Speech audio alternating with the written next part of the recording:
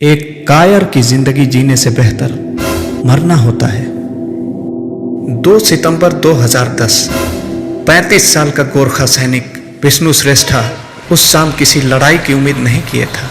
उसकी train Maurya express गरजते हुए पश्चिम बंगाल के घने जंगलों के अंधेरे को चीरते हुए गुजर रही थी और यह नेपाली मूल का पूर्व भारतीय सैनिक चुपचाप खिड़की से रात के शांत आसमान को निहार रहा था। गोरखा इन्फेंट्री के दिग्गज जवान ने अपने जीवन में बहुत सी लड़ाइयाँ देखी थी और अपनी असॉल्ट राइफल और खतरनाक खुखरी से दर्जनों दुश्मनों को धूल चटाया था। अब रिटायरमेंट के बाद वह अपने समृद्ध पहाड़ी क्षेत्र में घर बसाना चाहता था और एक शांत जीवन की उम्मीद किए था, लेकिन थके हुए को आराम कहाँ। आधी रात के समय ट्रेन का शक्तिशाली इंजन अचानक रुक गया, जिससे सभी यात्री जग गए। यात्री अभी इसी कश्मकश में थे कि ट्रेन इस वीरान जंगल में क्यों रुकी थी कि तभी लगभग सभी दिशाओं से काफी लोग अपनी सीट से खड़े हुए और बंदूक, चाकू, डंडा और तलवार जैसे भयानक हथियार लहराने लगे।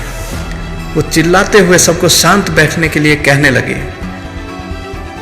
जैसे इतना ही काफी न था, साइड डोर से दर्जनों हथियार बंद डकैत घुस गए और जबरदस्त लूटपाट शुरू कर दी। इस खतरनाक परिस्थिति में विष्णु श्रेष्ठा शांत बैठा रहा, चुपचाप। यहां तक कि जब डकैतों ने उसका पर्स छीना तब भी वह चुप रहा, एक सच्चे बहादुर की तरह। वह जानता था कि यह उसकी लड़ाई नहीं थी, बस चंद रुपयों के लिए जिंदगी दांव पर लगाना सही नहीं था। लेकिन तभी कुछ ऐसा हुआ जो उसकी बर्दाश्त के बाहर था। 18 वर्ष की एक खूबसूरत लड़की श्रेष्ठा के बगल में बैठी थी। डकैत जब उसकी सीट के पास पहुंचे तो लड़की को पकड़ने लगे। डकैतों के सरदार ने लड़की का शर्ट फाड़ दिया और लड़की मदद के लिए चिल्लाई। बस करो, चीखते हुए विष्णु अपनी सीट से खड़ा हुआ और भावी रेपिस्ट को लड़की के ऊपर से खींचकर उसको मानव ढाल बनाते हुए अपनी खुखरी बाहर निकाला और एक डकैत का गर्दन काट दिया। अगले 15 मिनटों तक विष्णु ने ट्रेन की पूरी बोगी में दौड़ते हुए उन डकैतों को काटना, घोंपना और फाड़ना जारी रखा। उसने पेन से थोड़े से बड़े हथियार खुखरी से 40 खूंखार डकैतों को नाको चने चबवा दिया।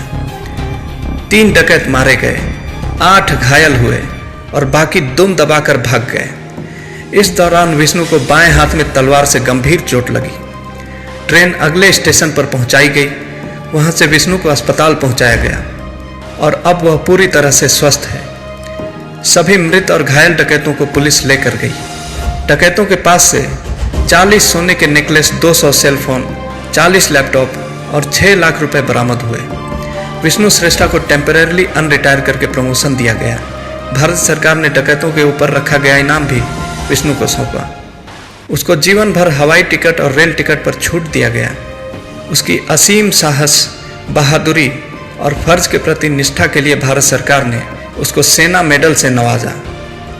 दिलचस्प बात यह है कि उस लड़की की फैमिली ने विष्णु को 4 लाख का इनाम देने की बात की, पर विष्णु ने यह कहते हुए मना कर दिया कि युद्ध में दुश्मनों से लड़ना मेरे सैनिक होने का फर्ज है, ट्रेन में डकैतों को धूल चटाना मेरे इंसान होने का फर्ज था।